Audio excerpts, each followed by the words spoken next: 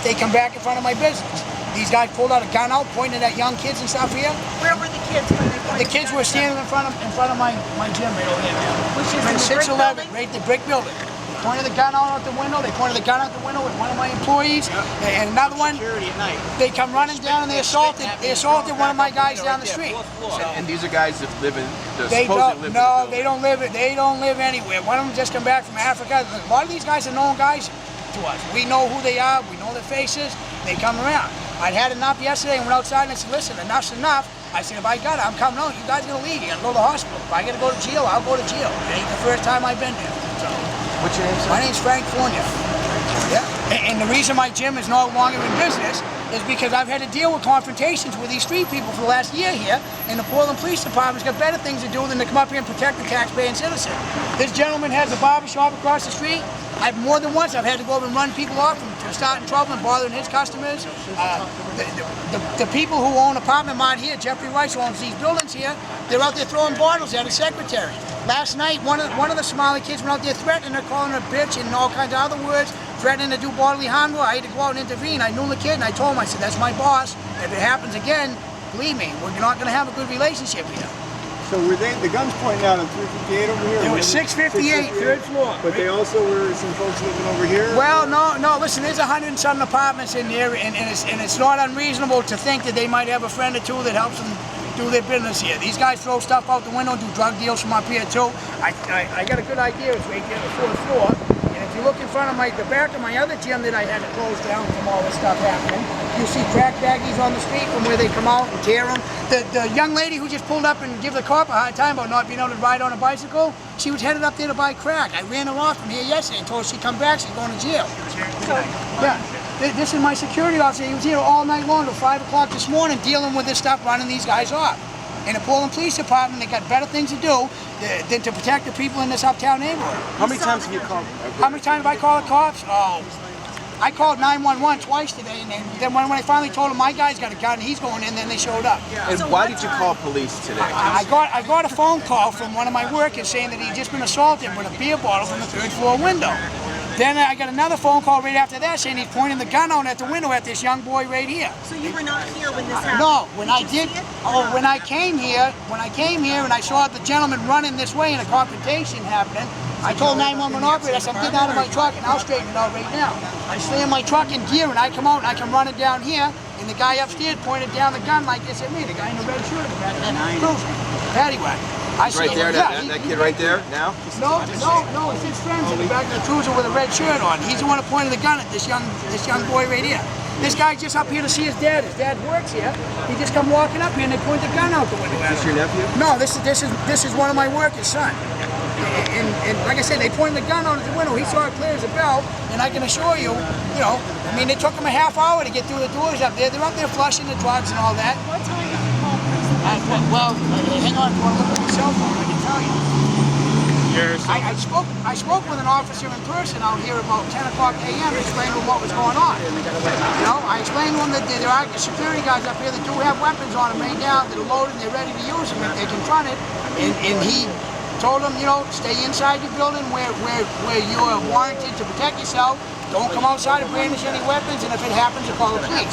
I call the police, I call the 911 operator. I called twice. I called once from Main Hardware parking lot. Because your employees had come in. Because my employees had called me and told me that they're throwing bottles out the window and almost hit them, and they almost hit Kay from Apartment Mart. I drove from Main Hardware all the way up here. I called 911 when I got in front of 7-Eleven, and the lady basically said, hey, they're busy. They got better stuff to do. When I get up here and said, listen, I can see something's happening in front of my business right now, and I'm going to get out and I'm going to straighten it out. Then a couple minutes later, the cops came.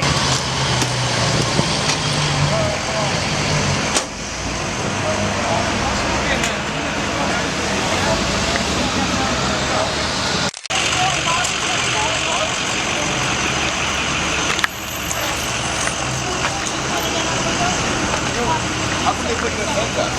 Why'd they put you in handcuffs? Why did they put you in handcuffs? This is the guy throwing bottles at us, sticking guns out the window. You wait, guy. They don't want to take care of it.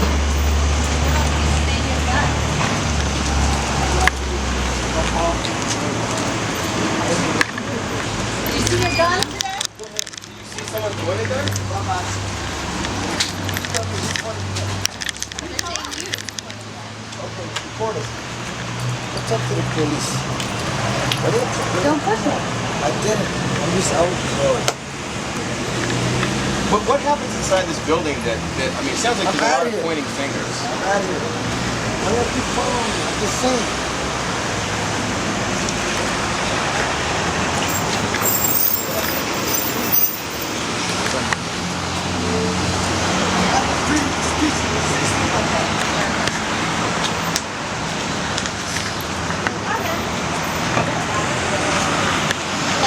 I'm going to jail later on for what's going to happen here, and they let these guys throw bottles and hit people and threaten the Oriental lady that works downstairs and just let them go. There's the bottles in the street with the tents and everything. We were sweeping the bottles up and they kept coming out. Yeah. So And like then I the said, gun came we're out. vigilantes, but I can assure you, okay, I'm out on bail for whacking one of these guys in the first place, and they're going to take me to jail because one of these guys says that they're not that I did something to them. How does it make you feel when you see all three of them walking away? How does it make me feel? It makes me feel like they need to revamp their police department in the way they, the guy just threatened a 14-year-old kid to shoot him out the window. The kid just got out telling you they threatened to shoot him. They're coming out here, they just looked at you and let him more or go. less, and they let him walk away. They just stopped me. They know I'm going down the other end of town and see them here in a minute. You're going to get a call here in another minute, and they're going to take me to jail for what's going to happen. Okay? That's what's going to happen. What's the boy's name and how old is he? His name is Zach Hanlon. He's 14 years old. They just threatened to shoot him out the window. And the reason they didn't find the gun and drugs is because it took them 45 minutes to get in the door. I was going in the door when it happened. With the guns. We'd have found them. We'd have got the dope and held them down on the floor with a gun, and then we'd go to jail. This is one of the gentlemen here. He bashed my head off a car for whacking. Three of them come in here and threatened my 15-year-old kid in my building. I come outside and pounded the shit out of them, and they took me to jail. I'm doing 30 days in the county jail for defending my family in here. Because Portland PD does not, look, they don't want to do the paperwork. They just asked me, do I want to fill out a report? For what? For what? With this new chief of police here, where's Chitwood? If Chitwood was here, this wouldn't have happened. Okay? Chitwood, Media Mike would have taken him down there and beat the crap out of him and handled it his own way. But I can assure you, we got work to do. They're headed down the other end of town to sling crack from the other house they have, which happens to be one of our buildings that we maintain. And there's going to be a confrontation down there. And if you guys want to come into jail to see me later, because they will lock me up and not let me have bail for having to do their job. So if that's what it takes, believe me, you will be getting a call later on. Where's the other house? Huh? All over town. They got them all over town. The police department ignores it. They don't care. You got the Somali refugees. They don't want to deal with the paperwork.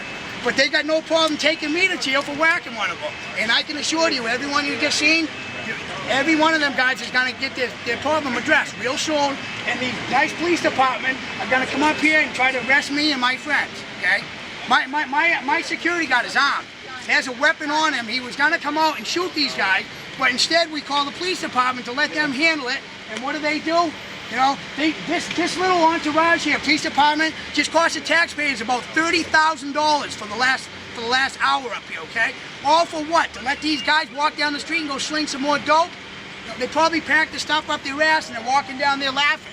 They're not going to be laughing by the end of the day, I promise you.